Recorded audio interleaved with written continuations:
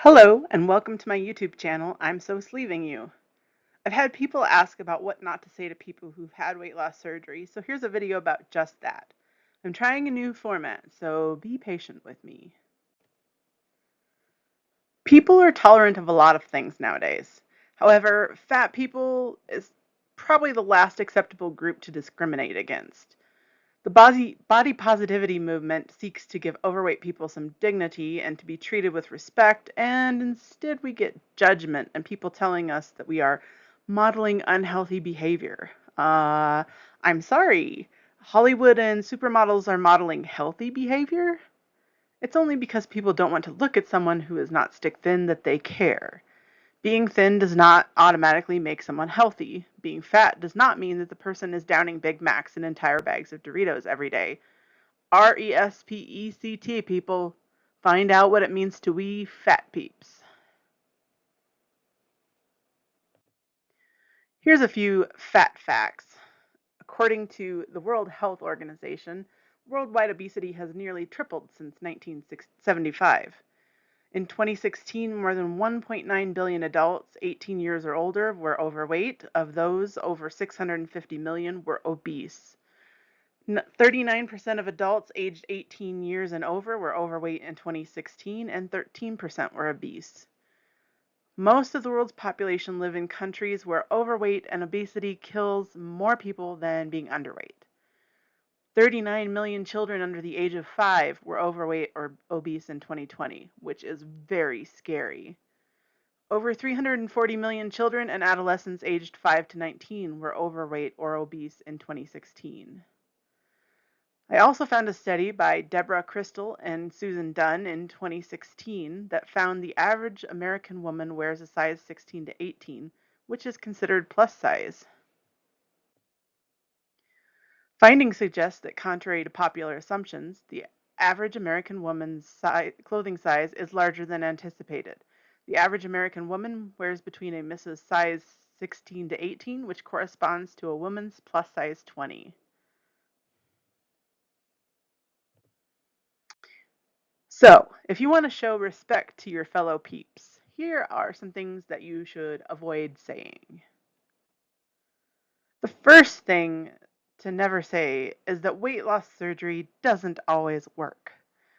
Okay, so you know someone whose great Aunt Bertha had surgery and gained all the weight back. That's fine, but why share it?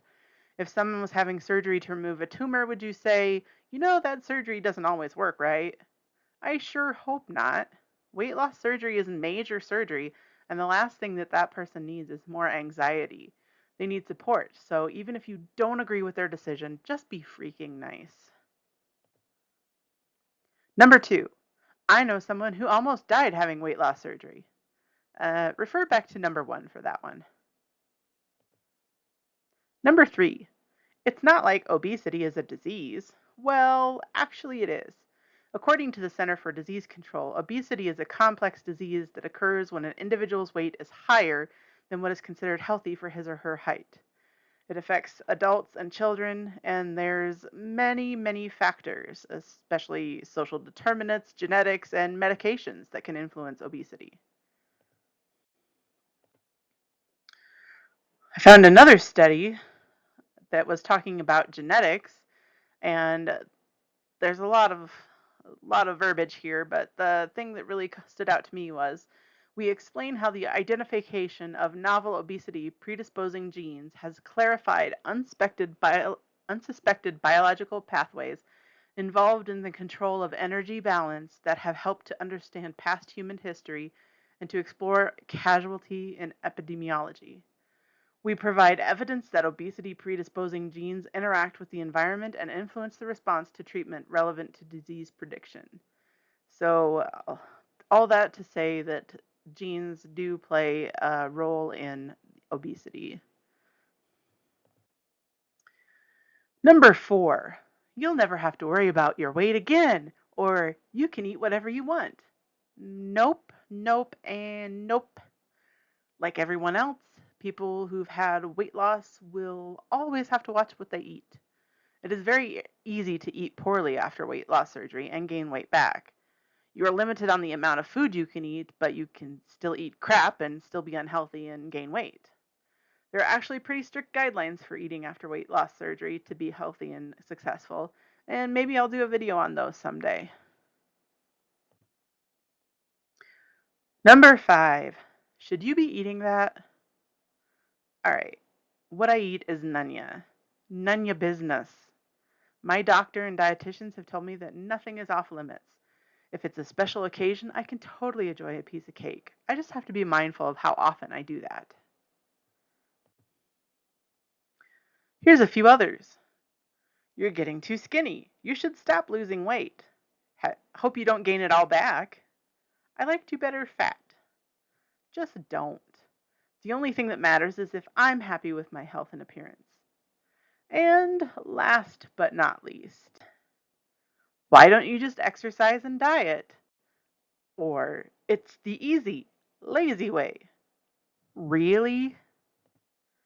Please explain to me which part of having major surgery that removes most of a major organ, doesn't allow you to lift, push, or pull over 15 pounds for 6 weeks, causes you to be able to eat a few ounces every couple hours, can lead to certain foods making you throw up, affects your absorption of nutrients so that you have to take vitamins for the rest of your life, and makes you have to plan ahead and always have food and liquid with you, is easy.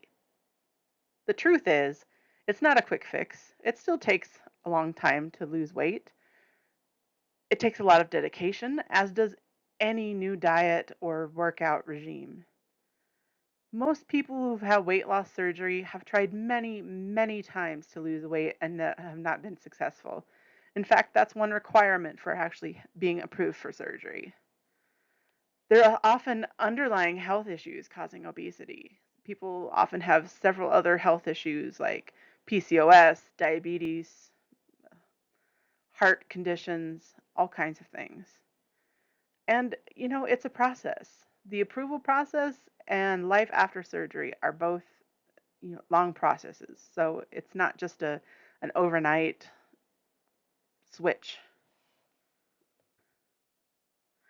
I hope you enjoyed this video and found it helpful. My goal is to help others out there. I would love to hear from you. Find me on Instagram at I'm So Sleeving You. Email me at imsosleevingyou@gmail.com, or check out my blog at imsosleevingyou.blogspot.com. Thanks for your support. I'll see you next time.